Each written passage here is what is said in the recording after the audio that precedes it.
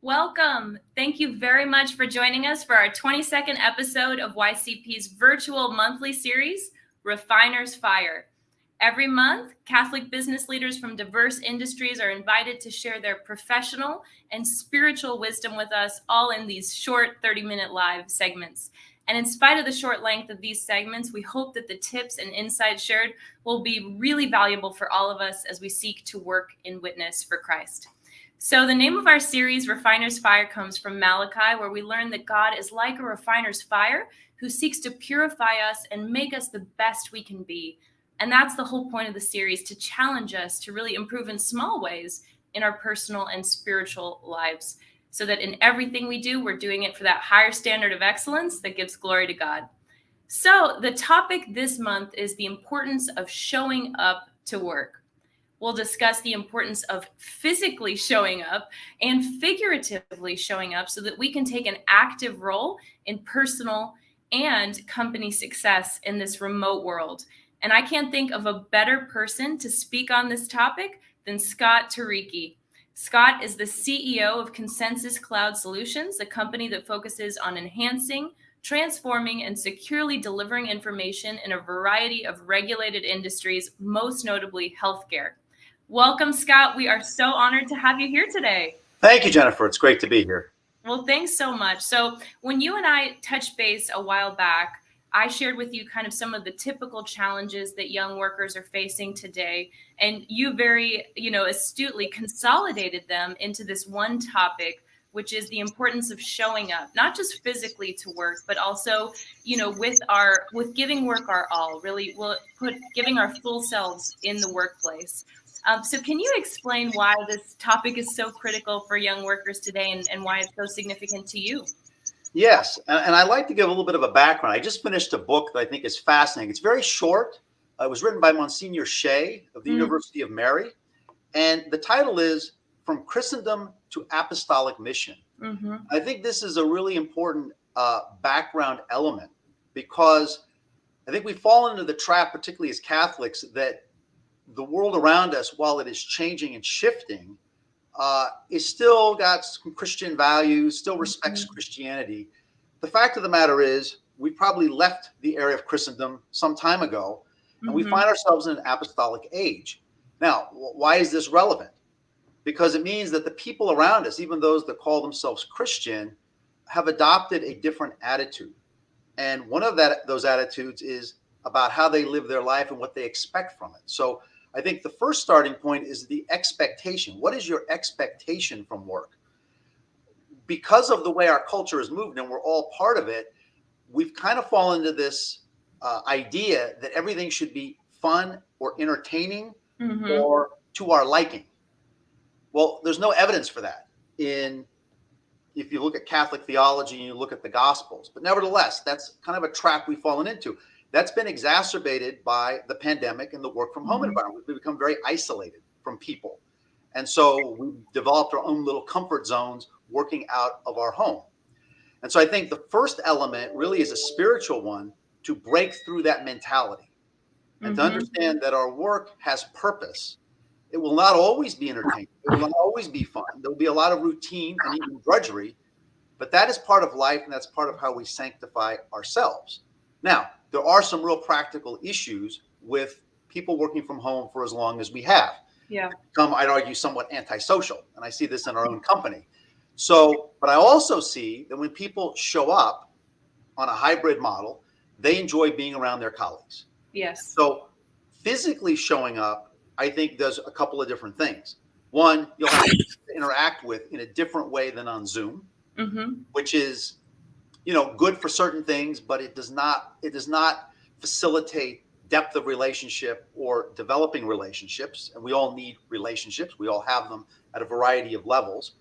But also, I think it will make the work more interesting. Because I know the thing that I miss the most, even as a CEO, is the ability to go around the office and just to run into people. Now, oftentimes, the best information regarding the business comes from those impromptu meetings, if you will, versus the formal meetings that we have in a conference room or that we, have telephonically or over Zoom. So showing up, I think, is a big deal. Now, Obviously, some businesses are still predominantly remote, so you could show up and find yourself kind of an orphan in the office. But even in that case, I think there is a psychological benefit that when you are in the office, you understand the purpose of being there versus when you're working out of your home and there's the likelihood there's going to be distractions, either real distractions, which could be your pets, could be if you have children, but there's also that natural temptation of, well, I'll just go outside for a little while, or I'll go do this, or read a book, or surf the internet. So there's a better, I think, focus for us when we're in the environment and we understand that environment is ordered to work. But I think we have to take a broader perspective and a more spiritual perspective that our work is valuable. It's right there, obviously, in Genesis. It's valuable to us, irrespective of the degree of satisfaction we may find in any given task. Wow, what a great answer. And, I love that, our work is valuable. Our slogan with Young Catholic Professionals is working in witness for Christ. And it's so much about what can we bring to our work situation, not so much what can we get out of it. I mean, we can get a lot out of it for our personal holiness, but right. We also can give a whole lot, and it helps when we show up. So thank you so much. So let's get a little bit specific now, Scott. Some of the challenges young workers are facing are feeling unmotivated, feeling disconnected, and also feeling a real lack of professional direction, almost like they're floating. What specific advice do you have? Any tips for young workers feeling these things? Well, one of them, particularly the latter, and I sense the latter too, which is when people are working remotely, one of the challenges is finding someone that can be your guide, your mentor, you can fill in the blank, because that really can't be done virtually. Now, remember, those individuals don't necessarily have to come from your work environment. They may be career enhancing because they know that company, that industry. But, part of the whole value of networking, which I think is important, is to find people that are willing to spend the time with you. It may be, depending on their location, it may be in person or it may be telephonically, to better understand within a given field how to progress in your career. And so I would strongly recommend, and I find that actually in the younger generations, I find two things that are interesting. One, there seems to be a fear of networking. And the other is a lack of asking questions. Yep. And when I give talks to, I'll call them the under 35 or 40 crowd, I'm always amazed because I will put up telephone numbers or email addresses or, whatever, be in the Q&A session. And people don't reach out to you. It's very hard. It's very hard for people to seem to want to take that step and reach out. I just did one a few weeks ago. I was at a college, so it's a little bit different environment. But nevertheless, the handful of the 80 some students that were in that auditorium, maybe at most a handful reached out to either myself or to my wife. We were both there. And obviously that's what I call friendly territory, right? I mean, you're there. You're saying, hey, we're trying to help you along. Here's ways we can do it. So find a good network. It may be outside of your company. That's okay. Look, this is a networking organization, right? Young Catholic Professionals. Network amongst yourselves, but network with the speakers that come in. Network with, those that come from industry for a variety of social events. I think that's a big element. Now, ideally, you want to track in your own company. So who can you find that's willing to not just, I think sometimes we get a little bit, discombobulated with this mentoring thing and think it has to be some kind of formal program and you got to go to lunch every so many weeks or whatever. What I would say is who within the organization can you affiliate with that will allow you to see how the organization actually works? I know what was tremendously beneficial for me in the early stage of my career when I was an investment banker is right out of college, I was taken into some of the most senior meetings with clients. Wow. That was the best learning experience. It was better than any textbook, it was better than any quote unquote formal class because I was witnessing up close how different managing directors dealt with different situations, how their personalities and their analytical skills could be brought to the table to help solve a client's problem or issue. And to me, that was the education more than necessarily having a formal mentor, although I ended up having one of those as well. But I think those are key things that will make your experience more interesting. Because one of the things obviously is, well, how does my work fit into the bigger picture of the company? Particularly in this environment of working remotely, you kind of feel almost like a contractor. Right. Given an assignment, you're given the work back. Someone tells you it's good, very good, okay, redo this. But you probably don't understand how it fits into the broader vision of the company or that specific project. And I think you got to raise your hand and ask and say, hey, I'd like to understand how my role and my work is fitting into the strategy of the company or winning this particular client. And obviously, it'll be different depending on the industry you're in. But that's where raising your hand, asking a question, not being fearful of that. And look, not everybody is going to have the time or be willing. Right. But that's okay. You're going to get a little bit of rejection, go on to the next one. Well, and I think you'll be amazed how many people actually really do want to help. I'm sure you found that in your career, Scott, that people do. It's up to us to, I think, like you said, not be afraid to ask for help. It's up to us if we're feeling these things, if we're feeling, sort of a lack of direction, a lack of certainty, a lack of knowledge of how our work impacts the bigger picture. We just have to ask. I mean, it's really up to us, and we've been given all the tools, right? And I also think it's important that, at some point, actually fairly early in someone's career, and you don't always know this, but if you have a desire and you say, I'd like to be fill in the blank, CFO. Well, one of the things you want to talk to people about is, okay, what are the skills that I need to develop in order to be eligible for that position, whether it's in this company or some other company? That's a fair question to ask. Totally. And someone better be able to answer it. And if no one is able or willing to answer it, then I might suggest you look for another company. Move on. Yeah. Move on. Yeah. I think career development is partially don't wait for it to happen. Right. You got to go out there, but don't demand it. Say, look, I understand where I am. I want to understand where my gaps are or what I need to learn or absorb to be eligible to fill those roles. Totally. I think it's all about humility, because if we are truly humble, we can be courageous like that, because again, it's not about us in a prideful way. It's about wanting to do the best for the glory of God. So I think that's phenomenal advice. We'll break for just a quick moment. We're so grateful to have wonderful sponsors of this episode, Ave Maria Mutual Funds. Do you invest in companies that are engaged in practices such as abortion, pornography, embryonic stem cell research, and corporate contributions to Planned Parenthood? Well, the Ave Maria Mutual Funds don't. It's a pro-life and pro-family, and its investment portfolios reflect that. They're managed to conform to pro-life and pro-family values. Long-term investors should consider investing in the no-load Ave Maria Mutual Funds. The experienced professional portfolio managers make decisions based on investment fundamentals and pro-life values. So call Ave Maria today, 866 Ave Maria, or visit AveMariaFunds.com. So just a reminder for our listeners, we'll be taking questions from Scott soon. So post your questions in the chat. This is such a great conversation, Scott. So clearly your Catholic faith informs every aspect of your life, including your professional decision-making. How can young Catholics today use their faith to help them be more present physically and emotionally to their work? And how does work become part of our path to holiness?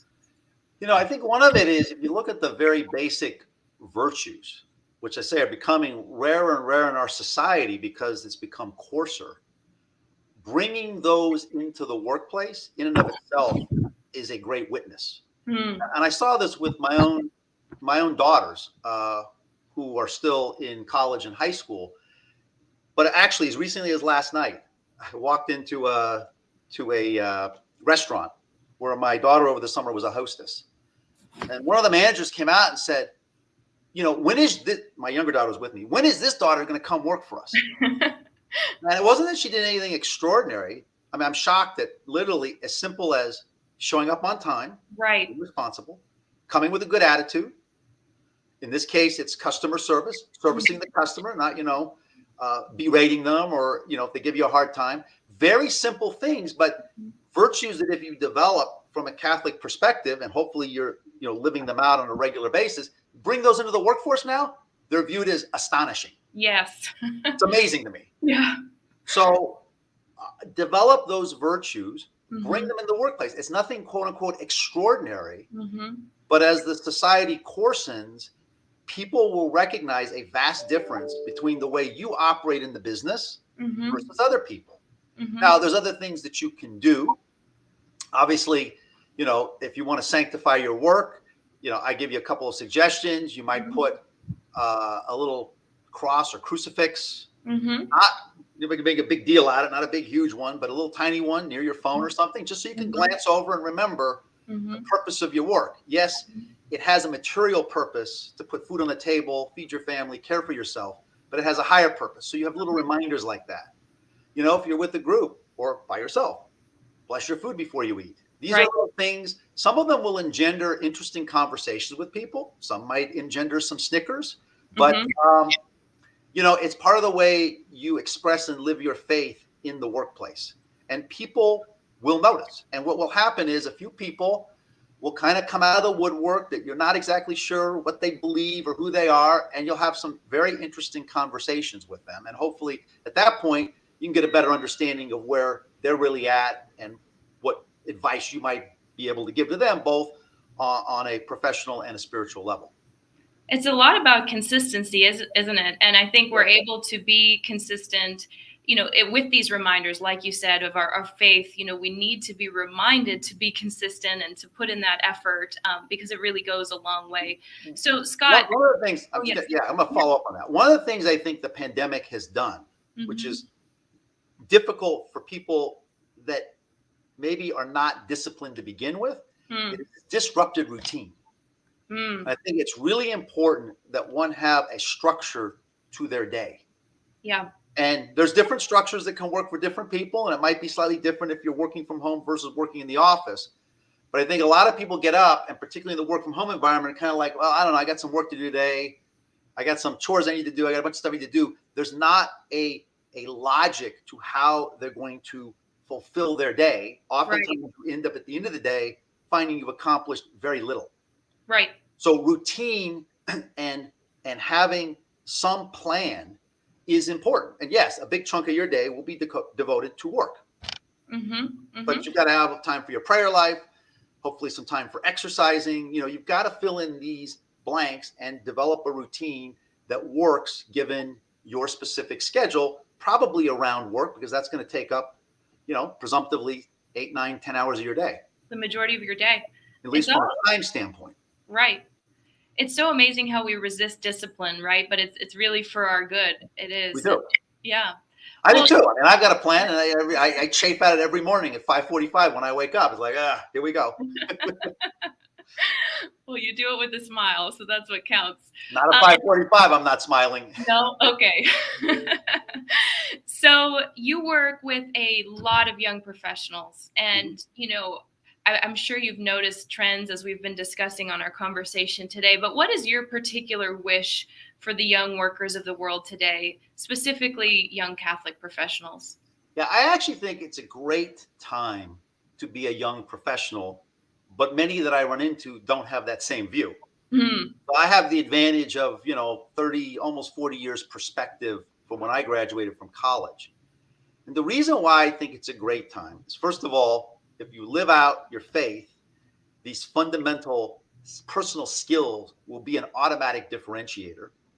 If you're conscientious at your work, you'll also differentiate yourself. But what I like so much about this time, and I know we're either in or about to be in a recession, and there's likely to be layoffs and all kinds of, things that people fear. But what I like about this versus my era is the flexibility within the job market for people to move around. Yeah. When I started in 1985 as an investment banker, the view was, well, you got to figure out the industry you're going to go into. You got to figure out the right firm in that industry because you're going to be there for at least 10 years. So if you don't like it, that's a long time. That's a lot of penance, right? Yeah. And, that's not true anymore. I mean, I remember maybe 15 years ago seeing resumes of candidates and thinking, well, aren't they flighty? They can't seem to hold a job more than 2 years. Right. It's the norm now. We hire people all the time. Yeah. In fact, one of the things we're always asking ourselves is, how can we make our work environment, and yes, compensation's an element, but the work environment and the culture such that you aren't constantly looking for the next opportunity, But quite frankly, sometimes you have to, right? Sometimes within your organization, you're stopped out at a certain level, and the only way to progress is to leave. Yep. I think that's fantastic that there's that kind of flexibility and opportunity, but I see a lot of younger people fearful of that. So I think it's something you take advantage of. I tell, particularly if you're out of college, go to that venture capital backed firm. Yeah, it may blow up in 6 to 12 months. You will learn more in how a company starts and blows up than almost anything else you will do. That'll be a valuable experience. You'll pick up those skill sets. You'll go to another company. You may say, I don't want to do another VC backed early stage company again. I'd like something that has more stability. Right. But you get the ability to experience and experiment across, by the way, different industries, totally different sizes of company, different stages of companies. I think that is a phenomenal opportunity. So, I mean, you're saying be open to the adventure. And I think that's a huge part of showing up is treat this as an adventure. This is a great journey, but we have to be active participants. If you don't show up, you won't even know what the adventures are. Exactly. Scott, we have some great questions from our audience. So let's see what they have come up with. Okay. All right, from Veronica. How would you frame the benefit to physically showing up to work when the culture at your company promotes otherwise, thus potentially making waves? Well, it's hard to say exactly what's embedded in that question. I guess if your institution is permanently working from home, which I kind of infer from that question. I mean, many are on a hybrid model. If that is not palatable, then I think you may have to look for another firm. Now, as I say, most of the business I'm aware of on some kind of hybrid model. So they want you to come in or encourage you to come in, whether it's a day a week, 2 days a week. So I would say, conform to that model, but make sure on those days that you do in fact show up. Right. But it sounds like there could be in this particular question a more fundamental culture clash. And at some point, you're not there to fight the culture. You might need to move on. But I can't give career advice on such limited information. Right. And it may just be about witness, right? When you do show up, just the way that you are, I think could influence your coworkers, hopefully. All right, let's see what's next. From Marlene. How would you motivate the younger generation to speak up, to ask questions, the age range you mentioned earlier? That's a tough one because I have 3 daughters and I'm not successful with this answering this question within my own daughters. You have to encourage. I think, look, this is not a command kind of issue. You have to encourage. And I think part of it is constantly reminding people that it's okay to ask questions. Yes, there will be some people, you're going to run into some people that just don't want to answer your questions and they're going to be rude. And that's life. There's going to be some rejection. I don't think you can insulate yourself to avoid all rejection, because if you do, you truly will be living in your basement by yourself. So you've got to psychologically get out of that fear factor. But I think if you're on my side and you're a manager, it's just to encourage people. And part of it is this is once again where being in a physical environment is better, because then you can go up to those people or have a group lunch and start asking questions yourself. Right. In other words, I'll start asking the questions. And I'll do that. I'll look at a group and I go, oh, you guys aren't saying anything. Well, how about this? And it's kind of just enough to break the ice, where then someone will raise their hand and they'll ask a question and it kind of feeds on itself. But I think the manager person maybe has to take a little bit more responsibility to breaking the ice and actually start by asking the first question or engaging in the conversation. And then people realize, okay, this is friendly turf. This is acceptable. Now I'm willing to venture in. But I think there's a degree of vigilance that's needed. I think sometimes if you're on my side of the table, you kind of look around and you go, well, I don't understand how come they aren't being more talkative. Well, okay, I need to go out of myself some more as well. Well, and I remember too, when I was, in the very early stages of my career, I think sometimes there could be a hesitancy to ask questions just for fear of not knowing, not having experience and kind of coming across, like I'm not knowing something I should. But I think also what young people have to keep in mind is that this is an amazing time to make mistakes and just try. I mean, I think people are much more easy on young Catholic professionals, young Catholics, young workers than we would think. And so it's a really good time just to practice. I mean, there's, the expression, no such thing as a bad question, but it's kind of true, wouldn't you say? Yeah. And why is always a good question. Right. Why do we do it this way versus some Right. other way? Why? Right. Excellent. It All right. doesn't have to be a deep philosophical question or business related question. You just be why. Sometimes how people on my side of the table don't know why.